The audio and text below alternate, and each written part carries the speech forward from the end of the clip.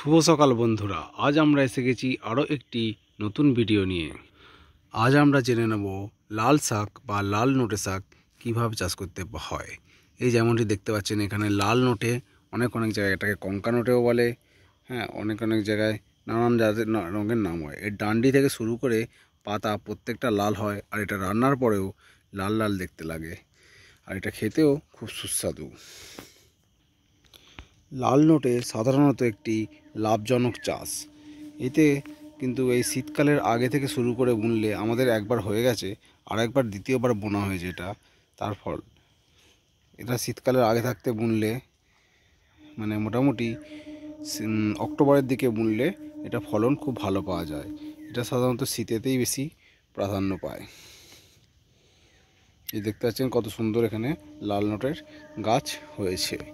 এই দেখুন, এই যে আপনারা দেখতে পাচ্ছেন পুরো লাল লাল খুব সুন্দর হয়েছে। লাল নোটের জন্য আমাদের একটু যত পাতলা করে ছড়ানো হবে মাটি চাষ দিয়ে, তত কিন্তু গাছগুলো ভালো হবে। এই গাছগুলো এখন ছোট আছে, আর দুদিন পরে একটু বড় হয়ে যাবে, তখন খাবার যোগ্য হয়ে যাবে। লাল নোটের জন্য মাটিকে ভালোভাবে ঝুরঝুরে করে নিতে হবে। ঝুরঝুরে করে নেওয়ার পরে ওইতে বীজ ছড়িয়ে দিতে হবে। ছড়িয়ে দেওয়ার পরে জল দিতে হবে। ওইতে জল দিলে কিছুদিনের মধ্যে 3 থেকে 4 দিনের মধ্যে দানা দুটো পাতা আকারে ফুটতে শুরু হবে। যখন আপনারা দেখবেন এরকম দানা ফুটে গেছে, তখন সেইগুলোকে আরেকবার জল দিয়ে দেবেন, তাহলে ওটা দ্রুত বেড়ে যাবে। এটা খুব একটা সার লাগে না, সামান্য পরিমাণ ডিএপি বা সুফলা অল্প দিলে গাছের গোড়াগুলো কাণ্ডগুলো মোটা হয়। লাল নোটে সাধারণত আমাদের ভারত ও বাংলাদেশে একটি অতি প্রিয় খাবার হিসেবে পরিচিত। লাল নোটে চাষের জন্য বেলেযুক্ত দোআঁশ মাটি বা বালি মাটিতেও লাল নোটে চাষ করা যায়। এই চাষটা খুব অল্প দিনে আপনারা লাভবান হতে পারেন। আপনারা যদি এই চাষ করেন, মাত্র 30 থেকে 40 দিনের মধ্যে এর ফসল আপনারা তুলতে পারবেন।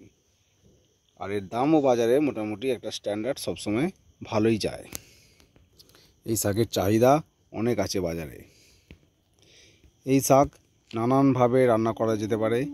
ভাজাও খেতে পারেন আপনারা, বা তরকারি করে বড়ি দিয়েও রান্না করে খেতে পারেন, খুব ভালো লাগবে খেতে। আর এই শাকের উপকার যদি আমরা বলি, তাহলে তো এই শাক পুষ্টিগুণে ভরা একটা অত্যন্ত খুবই ভালো।